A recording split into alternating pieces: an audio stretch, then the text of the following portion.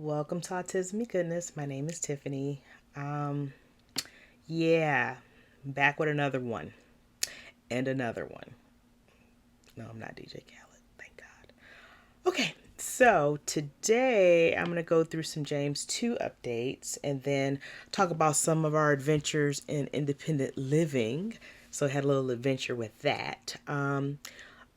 Just as far as updates on him, he's still working at his summer job. I believe I talked about that last time. He is working at a park. He this is actually his last week, so he's gonna do one more week and then he's done with the summer program. He's been enjoying it, coming home dirty every day, sweaty, but very happy and excited about his work. He the program should be giving a report about how he did during the program. So I'm hoping to get that like shortly after, but it's been my experience that it just kind of depends. So in my head, I'm gonna set in my head to check in like mid-September to see if I get the report. So at least it's early in the school year, so I don't have to wait, and I can at least get an idea. It seems like he's doing well. It seems like because when we drop him off at work, we just like pull up to the door and he gets out and he just goes in. We don't do the talking with anyone. Like we're treating him like he's an adult going to work. Like I'll find out how you doing when I get the report. So I'm just gonna work it like that and see. And then based on what's in the report, we might adjust his IEP at school to work on different things. So yeah, but he said he likes it a lot. He says the best job he's ever had. So yeah, he really does like it. So yeah, just wrapping that up. School starts 2 weeks later. So summer flew by. So he'll be back at the same school he's been going to. We're gonna see how he does with another year there. Technically, he can go to that school until he's 26. Um, I put an unrealistic goal in my head.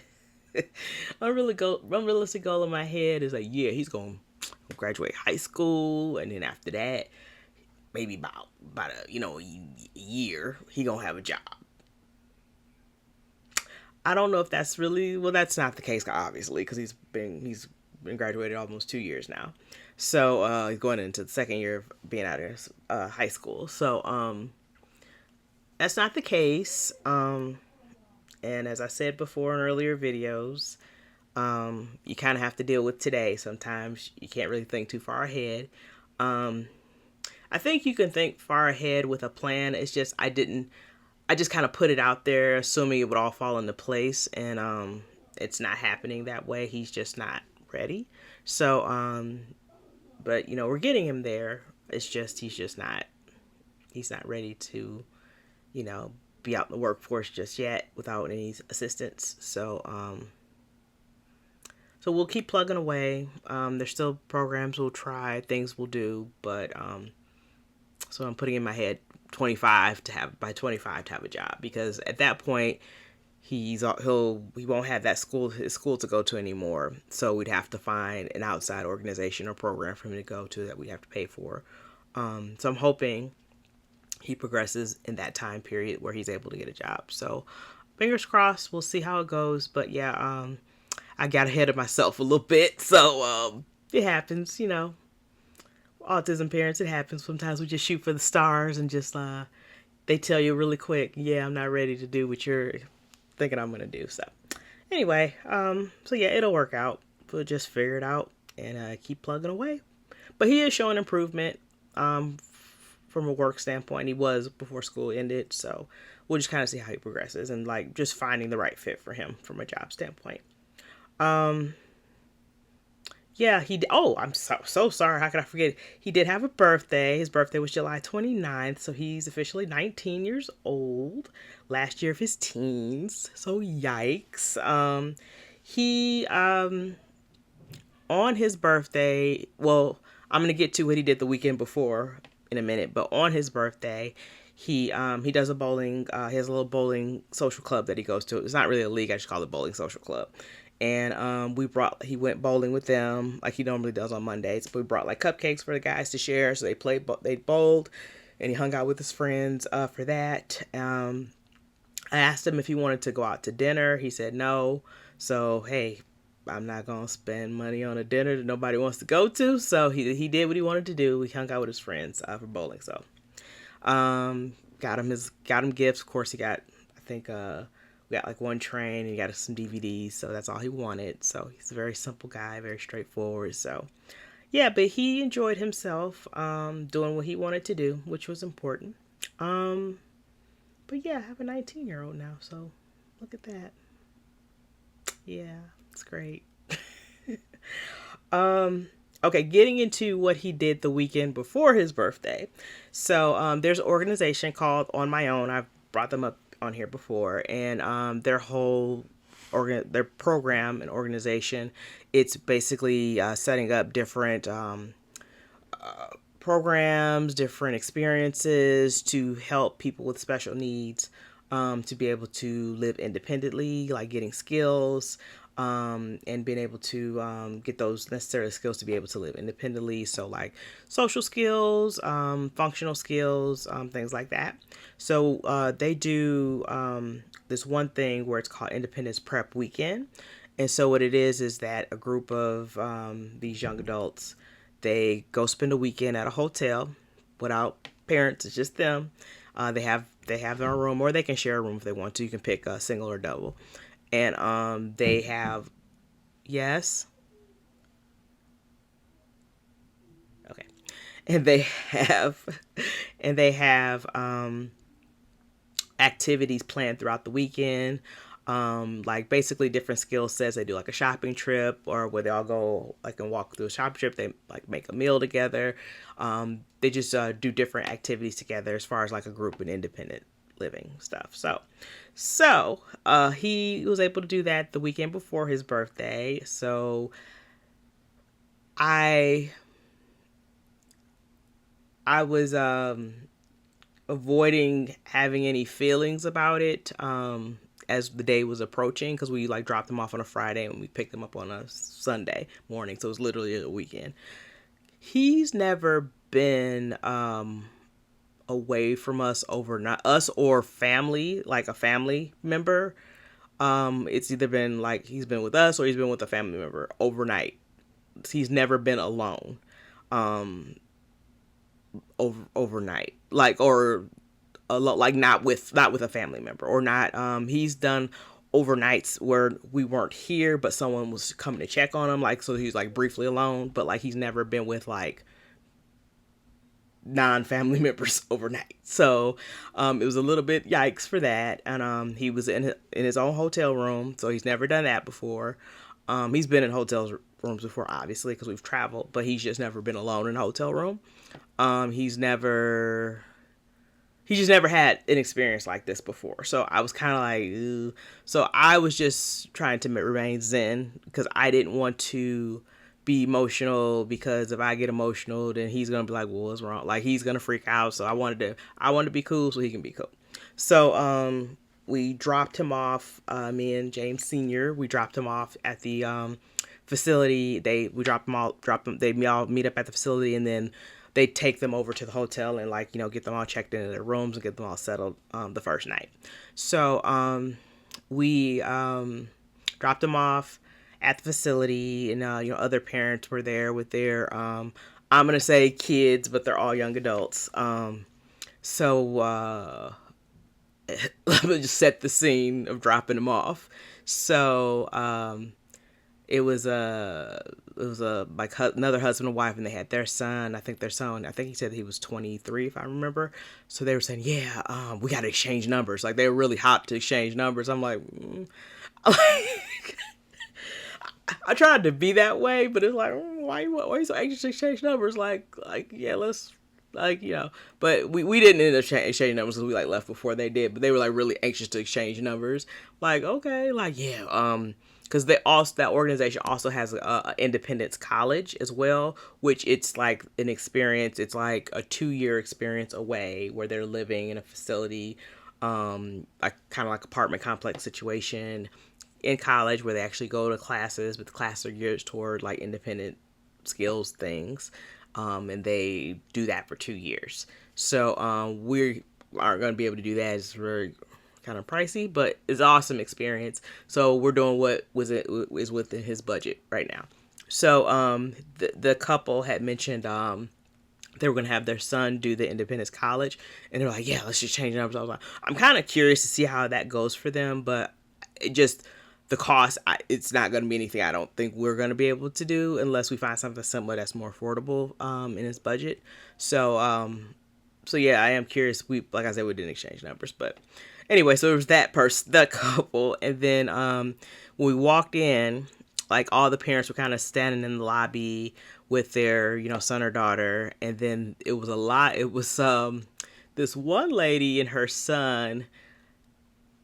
I tell you, she was acting like this kid was getting sent off to war. Like she was hugging and embracing him and kissing him. And I'm like, hey, oh, no. I'm not doing all this. Like, no, I mean, no judgment on her. It's just like, I just try to be mindful, especially when we're public, like making sure I'm treating him as an adult. Like, I wouldn't be doing that. Like, just like I have to put my mind in hey, if I had a 19-year-old that wasn't on the spectrum, just a neurotypical 19-year-old, he was going away for a weekend, I wouldn't be doing all that in front of everybody. You know what I mean? So it was just a lot.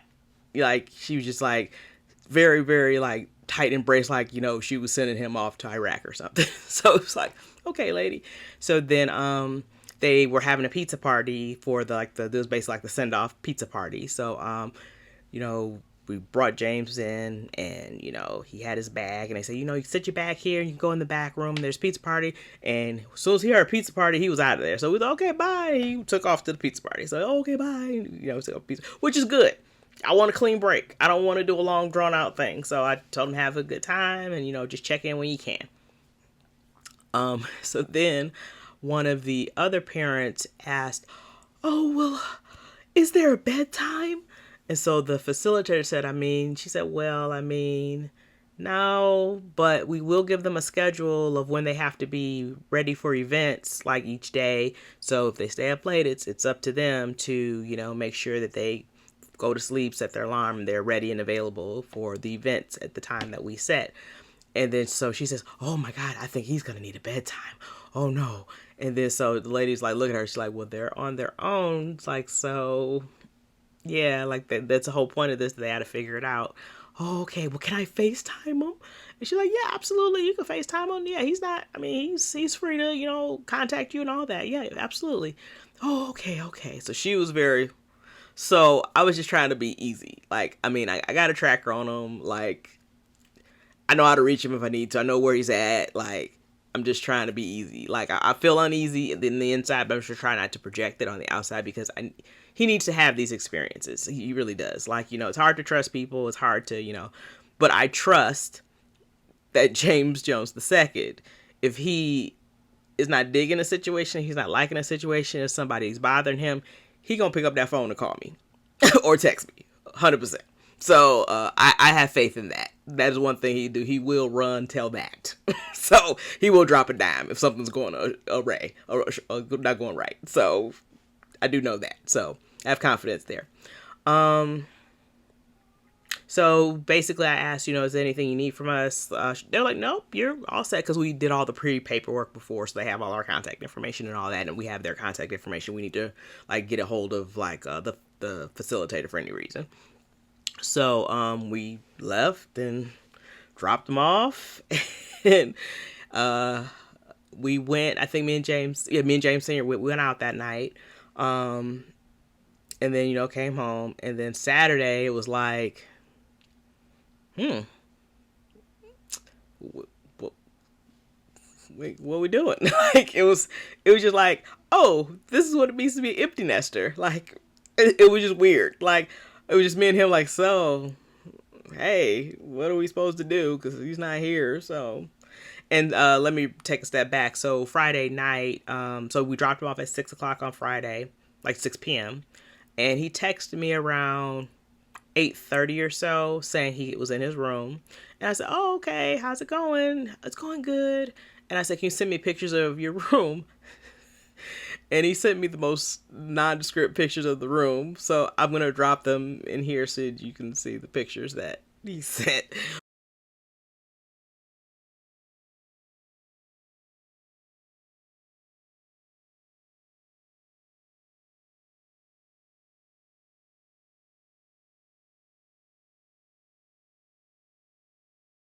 but they made me laugh because I was like, yeah, he was just like, here's some pictures, mom, leave me alone. So I FaceTime him a little bit. Connection was a little fuzzy. I think where I was at, my connection was bad, so it was a little fuzzy. I was just making more proof of life. Proof of life. You're good. You look good. You look the how I dropped you off. Cool. So I was like, well, just have a good time. Check in when you have some downtime. So that was, like I said, about 8:30 on Friday. I didn't hear from this dude again till Saturday at 7 p.m. So it's just weird. I don't know how to explain. It's like as an autism parent, you're never gonna not hear from your child like in almost 24 hours. It just doesn't happen. Like you always have a fingertip, a pulse on where he's at or what he's doing at all times. So it was just kind of weird to just kind of let go and like just say, hey, okay, well he's just out there just figuring it out. So yeah. So yeah, 7 p.m. I heard from him Saturday, and I checked in. I said, "Hey, what are you doing?" I'm in my room. So, in his room consists of him just being on his phone, like just watching YouTube on his phone and hanging out. So, didn't really have much. We didn't really talk. I didn't really want to talk to him that much. 'Cause I wanted him to just be like, in the experience. I didn't want to take up too much of his time. Just basically doing a check in. Sunday picked him up Sunday morning around 11 o'clock. So all the parents did the meetup and at the facility and picked him up. So as he was coming towards me with his bag, they went in the back to get him, saying, "Oh, James, your mom's here." So he comes out and he's trying to tell me all the stuff he did while he's like grabbing his bag. I was like, "Hold on, hold on, hold on. Let's, we'll do that in the car. Just hold on a second." Because he was just that excited about all the stuff he did, I guess. So he was just like bubbling over, trying to, like his communication is what it is. So he's trying to like form the words and form the sentences to say all the stuff he was doing. So he walked me through what he was doing, what he did. So he said Friday. He said, well, they dropped off, had a pizza party, which I knew about. He's like, Friday, we didn't do a lot. We had one activity. Saturday, they did a shopping trip where they walked over, I think he said, to Dollar Tree and like just planned out a shopping trip and did like a simulated shopping trip. Before that they had breakfast together at the hotel. He made waffles at the hotel, like the waffle maker situation you do. So he did all that by himself, which he never did before. They did the shopping trip. They made lunch together. I think he said they made pasta together. They did a few activities about like calculating budgets and stuff and like doing like social things and playing games. And then they made s'mores and then they went out to dinner. I can't remember. I think they went to like a pizza place for dinner. Yeah, they went to a restaurant for dinner that was nearby. And yeah, after that he was pretty free for the rest of the evening to just chill. Um and then I picked him up Sunday. So I asked, well, what did you think of it? And he said, and I quote, "It was very cool." I said, "Was it? Why was it very cool?" It was just very cool. He never uses the term very cool to explain something. He would just say, "Oh, it was good." He said it was very cool. So I said, well, why was it very cool?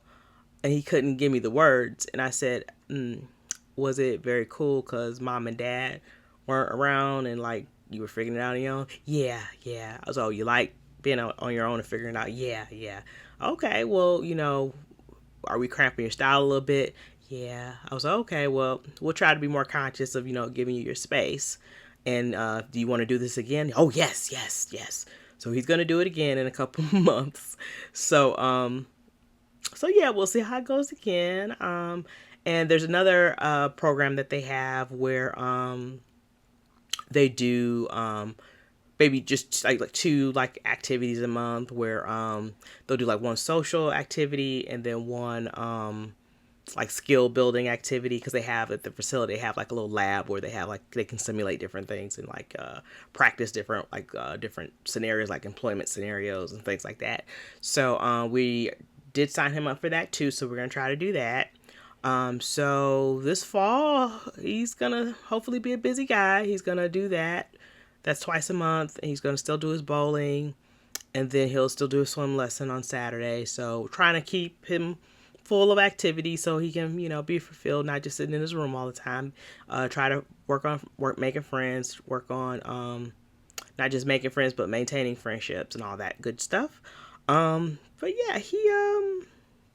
yeah, I'm proud of him because I didn't know how it was gonna turn out. So like I just didn't know because he never did anything like this before, and yeah, he was cool. He liked it. So yeah, everything, he knows how to work everything in a hotel room. So like he knows how to work shower. He like knows how to shower. Like he knows how to do all the things himself. So, and he knows how to set an alarm. If they say you got to be somewhere at a certain time, he knows how to set his alarm to get up in enough time so that he can have himself prepared in order to, be ready. So yeah, I mean, it was just weird. Like I said, being temporary empty nesters. So it's like, huh?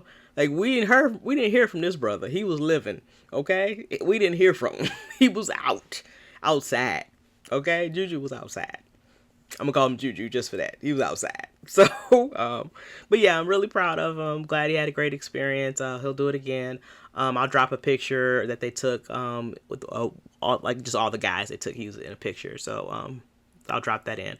But they said he did good overall. Opportunities, of course, to work on like social skills and like they also did like scenarios where like what do you do in an emergency when there's fire? So like working through like him understanding what to do when there's emergencies and stuff, which nothing was a surprise. They did say he did very well. So yeah, he socialized and all that. So cool. But yeah, I'll keep you posted when he does the next one to see how that goes. Hopefully it goes well.